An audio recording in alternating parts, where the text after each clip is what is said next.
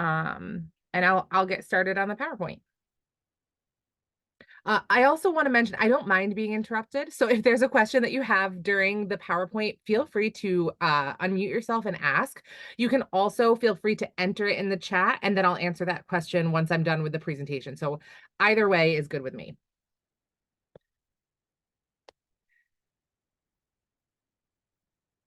All right. Oops. Let's start from the beginning. That would be helpful. Okay. So like I said, today we're talking about the Master of Science in Curriculum Development and Instructional Technology.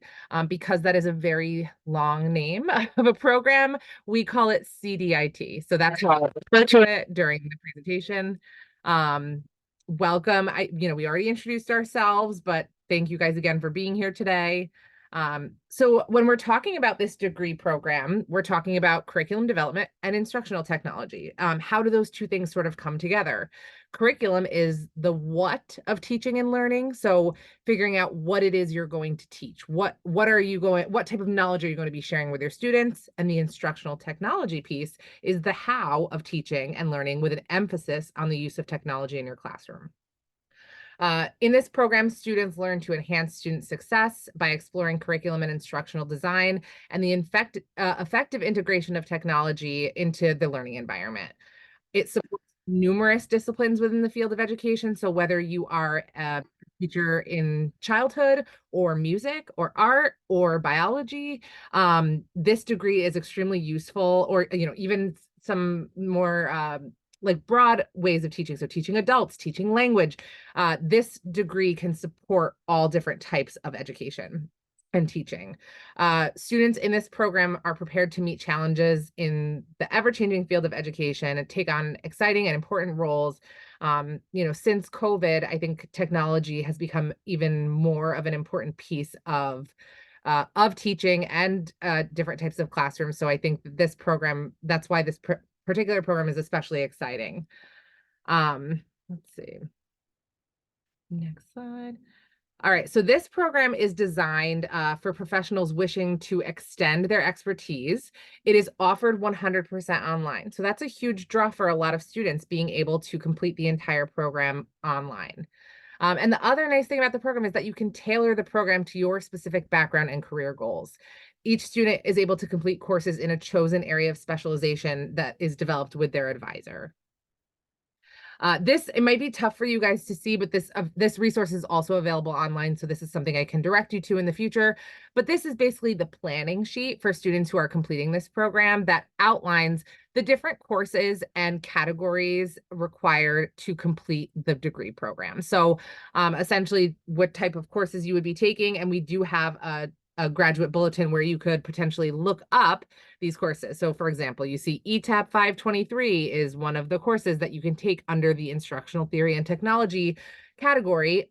We could point you in the direction of how to look up the course description for that course, so you can learn a little bit more about the types of courses that you might take in this program. Like I mentioned, you're able to choose a specialization. So students who are a teacher in the sciences might be able to take courses that support teaching the sciences. Students who are teachers of TESOL, like we have courses that support all of that, and we have faculty with a range of expertise. So this link brings you to our department page. The CDIT program is offered through our Department of Educational Theory and Practice. And this particular link allows you to take a look at the department page and take a look at the different faculty within that department to learn a little bit more about their particular areas of research or expertise. So essentially you could click on each professor's name and learn a little bit more about them. So this Dr. Jonathan Foster, his specialization is in mathematics, but also has experience and research in things like artificial intelligence and STEM education. So you can learn a little bit more about what our professors have to offer and the types of instructors that you might have. Like I mentioned, the coursework can be done. It's a fully online program. Some of our courses are synchronous, some are asynchronous, some might be a mix. So you can sort of tailor that to fit your needs. And then the curriculum is designed with current and innovative educational practices. So we are a research institution, And so our instructors and our faculty are at the forefront of research and development within the field. So they are certainly an amazing source to learn from, because they are constantly sort of diving into new practices and exciting ways to sort of enhance our students' education.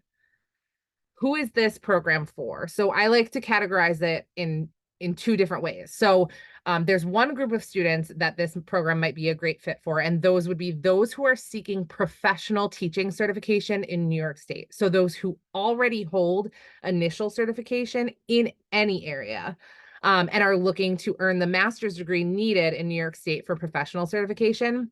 And then it's also a great option for professionals looking for a career in curriculum development and instructional technology, but do not have or wish to hold teacher certification. So for those looking to use this program for certification, this program fulfills the educational requirement. So in other words, the master's degree needed for students to progress their initial certificate in any area to the professional certification in New York State. New York State says you need a master's degree to obtain professional certification.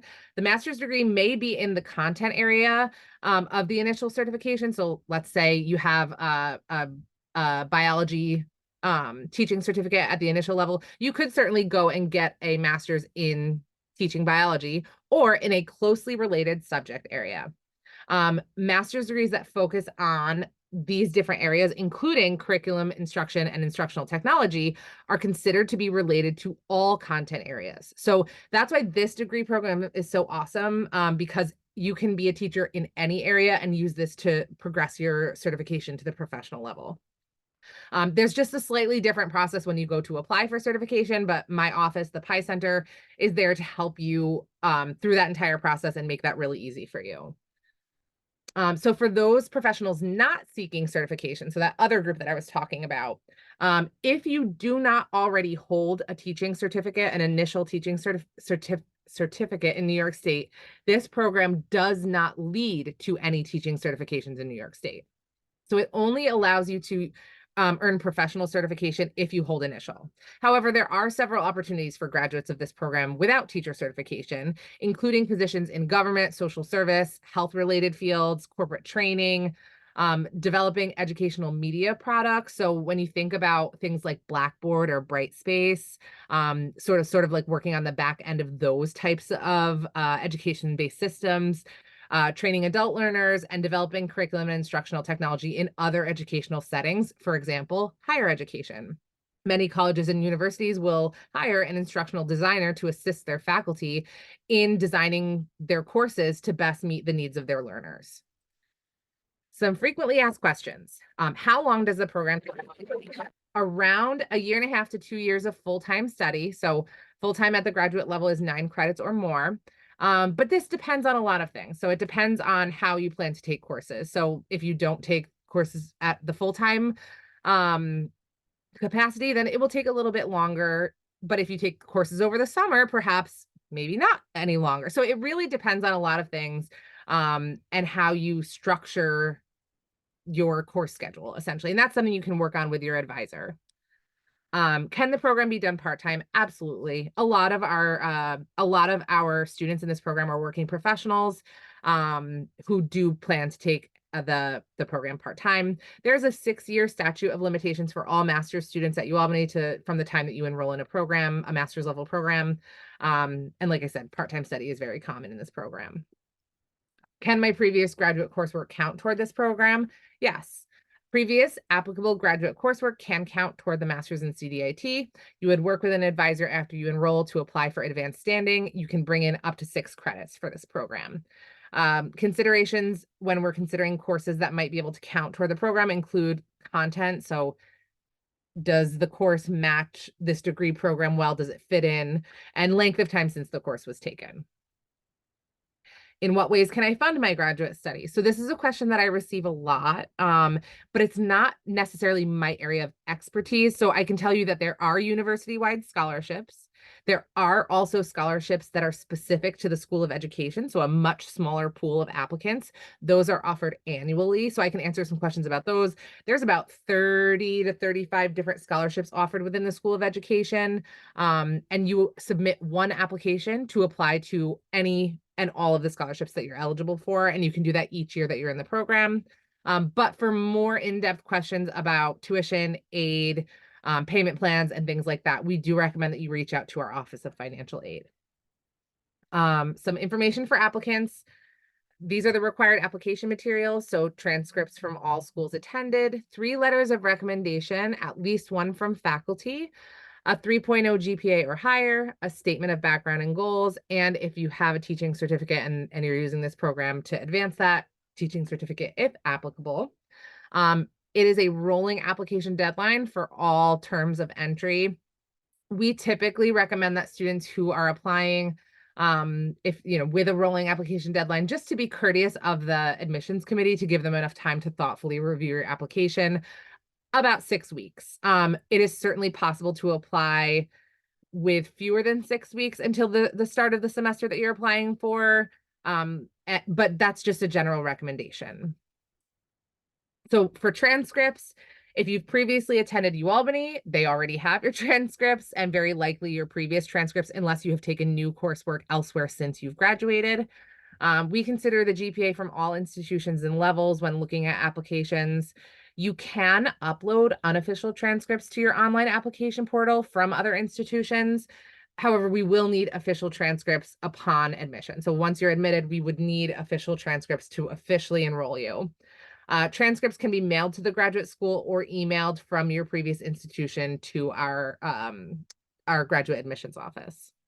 Letters of recommendation, these are submitted directly through the online application portal. So essentially you enter contact information for your recommenders and an email gets automatically sent to them. They upload their letter directly to your application online. We recommend that letters of recommendation be specific to the program that you're applying to whenever possible. We are asking for at least one letter of recommendation from a professor to speak to your academic capabilities and provide evidence that you could succeed in a graduate program. The other 2 can come from individuals who have observed you in a professional setting. Essentially, we have had students who have come back to us after several years out of school and might not have contact with their professors. In that case, an additional professional reference would be acceptable. I don't recommend that if you're a recent graduate, because we might be like, hey, why, if you just graduated, why don't you have a faculty recommendation? That's a little odd. But if you graduated in 1992, we'll understand. But if that's the case, we would want for your recommenders to be able to still evaluate your capability for academic success. So could your professional references speak to the work that you do with them that might make you a successful graduate student? We also recommend that you give your recommenders plenty of notice, and I always say this is an informal recommendation from me, but a hard deadline ahead of the application due date or the date that you plan to submit. So if you plan to submit by August 1st, asking your recommenders to have their letter written by July 25th or something like that, just to give yourself a little bit of a cushion. And as someone who's written letters of recommendation, it's always helpful to have sort of like a hard deadline of when it's needed. Your statement of goals or any written components of an application, we use this to determine your fit for the program. So based on your background and the things that you're writing about yourself, are you a good fit for our program? What can you offer our program? And we also use this as an opportunity to evaluate your writing skills. So turn on spell check. And then for you, this is your chance to talk about yourself. So highlight your background and your skills and what you hope to get out of the program and let us know about yourself. It should be purposeful and to the point, so usually a page or 2. We always recommend to do your research on the program that you're applying to. So are there specific aspects or components of our program that drew you to it specifically? There are lots of helpful online resources and ways to get help in writing a statement of background and goals. And so those online resources or your previous institution's career center might have some great tips and guides for you. To find more information, I'm sure many of you have already visited the program page for curriculum development and instructional technology. That's this page right here that tells you all about the program. It tells you about the different courses and course requirements for the program. It has Dr. Vickers' contact information on there in case you have any questions for him.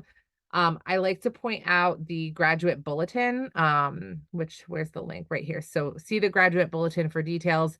This goes into a little bit more depth about the course requirements for the program and gives examples of some of the courses that you might take in the program. And it also includes the information on certification and the admission requirements, so which we just went over. Let's see what else. Okay, and then Pi Center, like I mentioned, is my office, a great place to reach out if you have any questions beyond this session. There's our email address. We are just picenter@albany.edu. We also meet with students individually via Zoom or over the phone, whatever works for you. And then students had the opportunity to submit questions when they registered. So we only had one submitted question, but we're also going to take questions after I'm through with this. But I thought this was a good question for Dr. Vickers to answer and might ease the mind of some of the students who might feel this way. But do you have any tips for completing a fully online program? If you are not technologically savvy, what challenges might a person like this face? Well, first, what does not technologically savvy mean? So I don't know if the person who asked this question was able to attend today. And I don't know if they feel comfortable clarifying. If they do, please feel free to come to let us know a little bit more about your question. So I'm not really sure. Yeah, this is a tough question to answer. Usually, if you have word processing skills and you know how to navigate the internet, you should succeed in the program. We do have some courses that are extremely tech heavy. If you're not tech savvy, those are good programs. Those are good courses to take to learn more about technology. For instance, we have a games design for education course where you design a working role-playing game, video game for education. That's a really tech-heavy course. It's got a huge learning curve. You would want to speak with the instructor before taking that course. So if you have any questions about how in depth into technology the course goes, you would ask the instructor. Like our computer education courses can be very heavy with some programming involved. So you don't just blindly register for courses, but if you can navigate the internet, Brightspace, which is our learning management system, is a fairly simple learning management system to navigate.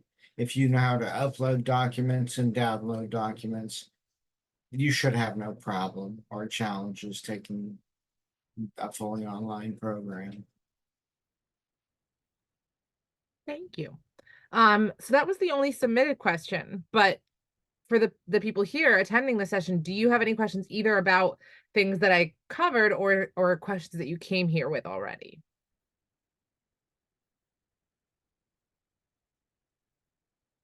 I have a question. Great. My question is, it mentioned that if you already have a teacher's certification of some sort or an initial certification, then this program can help you get to receive a teacher certification. Correct. Okay, so maybe I'm just like definitely not informed about what it does it mean to have an initial certification. Let's say if I want to start getting my teacher certification and I do whatever the initial certification is, then can I proceed to get a teacher certification? So the initial teacher certification it's a highly involved process. A lot of times the best way to earn initial certification is to go through either a bachelor's program that leads to certification or a master's program that leads to certification. Okay. Initial certification involves very specific coursework that's laid out by New York State Education Department in your area. So if you're looking to become a seventh to an English teacher for grades 7 to 12. There's a liberal arts background course requirement. There's courses in English. There's courses in pedagogy. So there's a long list of courses required for that, as well as practicum components, full-time student teaching. So it's a very involved process to earn the initial certification. Now, UAlbany does have programs that lead to certification at the master's level. We don't have any that are fully online like the CDIT program, but we do have those programs. Okay. For those who went through a program leading to initial at the bachelor's level, this program would be good because so the first type of certification that people earn in New York State is initial. So that one that I just discussed. Okay. Then students are required to earn professional certification in order to continue teaching within 5 years of earning initial. In order to do that, you have to earn a master's degree and have 3 years of paid full-time teaching experience. So this program fulfills that master's requirement while students are earning their 3 years of teaching experience, if that makes sense. Yes, it does. Okay. And I see we have maybe some questions in the chat. Let's see. Oh, so just in case people aren't looking at the chat, there was a question about whether or not there's field work required for the program. There is no field work required or involved in this program. There's a question, as an international student, am I eligible? Yes, international students are certainly eligible for this program. That depends, actually. Oh, okay. Go ahead. Tell me more. James, if you're going to stay in Ghana, you can take the master's program online. But if you come to America, you have to take 2 courses face to face. You have to be full-time. 2 of your courses have to be face to face. 1 can be online. Since this is a fully online program, you wouldn't be able to obtain those 2 face-to-face courses. That's right. Sorry. Yes, that's correct. Does anyone else have any other questions? Oh, hold on, Jordan. Jordan, you're kind of coming in and out. Would you mind entering your recommendation letters? Oh, sorry. Sorry, it was Sure. Was anybody else able to hear that, or is it just me? Okay. Is it working now? Oh, it is now, yes. Okay, perfect. I already submitted my application, but I left room for 4 letters of recommendation, but I only ended up getting 3. I did receive an email saying that like the 1 is still missing. Can my application still be processed with 3? Yes. Okay, thank you.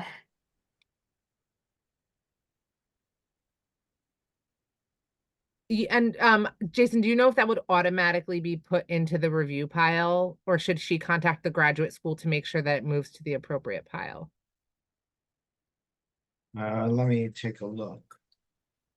You'll give me a moment. I'll log in and see. Oh, perfect. Okay. Where Jordan's application was. I just want to make sure, because like if for some reason there's a weird like technology thing on the back end of our admission system that might like pause it or not put it through to the next step because of that. I just want to make sure. I know we in the School of Education can review it with the 3, but I just want to make sure it goes through the way that it should.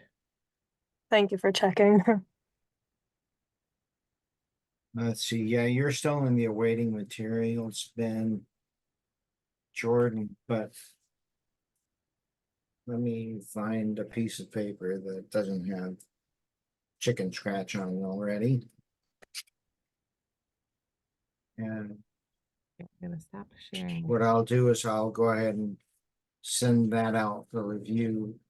Provided, let me double check to make sure you have you have 3 letters of recommendation. Yeah, we'll go ahead and get that sent out for review. Thank you so much. I appreciate it. You're welcome. Any other questions?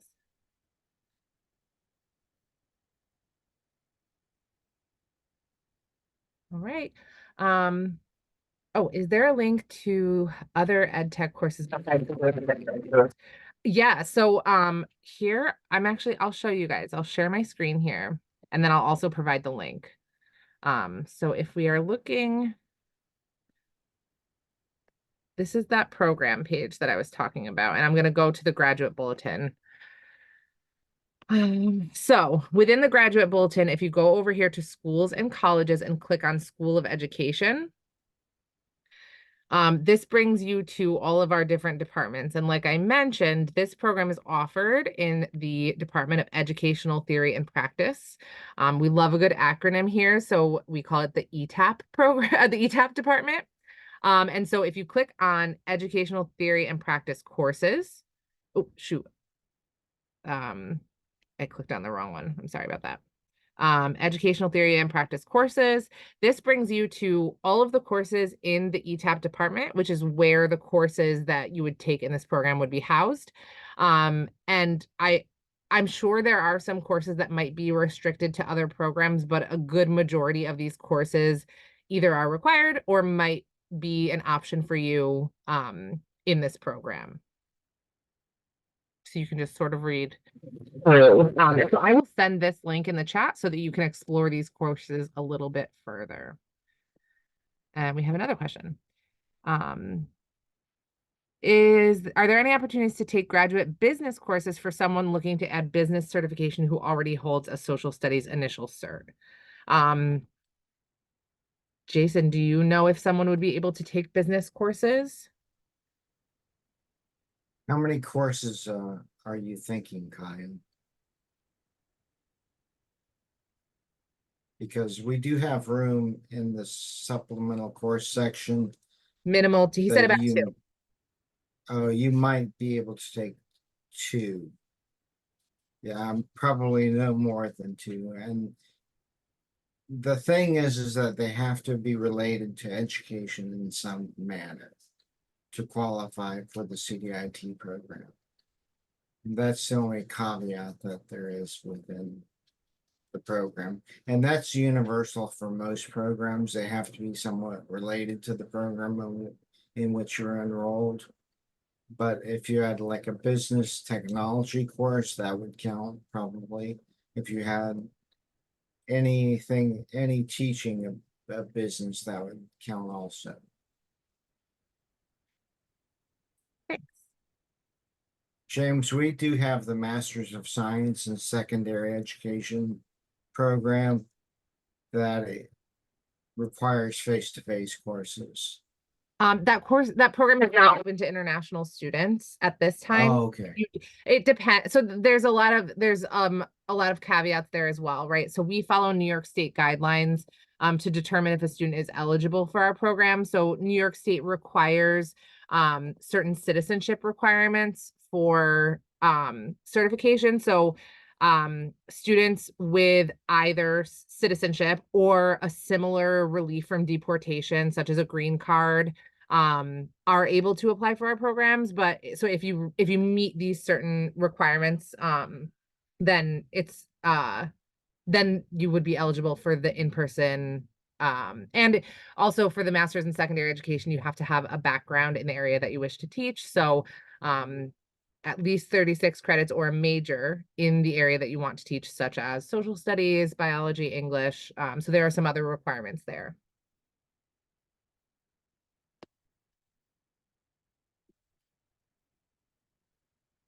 All right. Well, yeah, thank you all so much for joining us this afternoon. I hope that this information session was helpful. I hope you got some good info about the program. And if you haven't already submitted an application, maybe we'll see your application come through. Feel free to reach out. I'm just going to put my email address in the chat so that if you have any questions, you can reach out. We're always happy to help. So thank you all so much and have a great rest of your day. Thank you. Bye.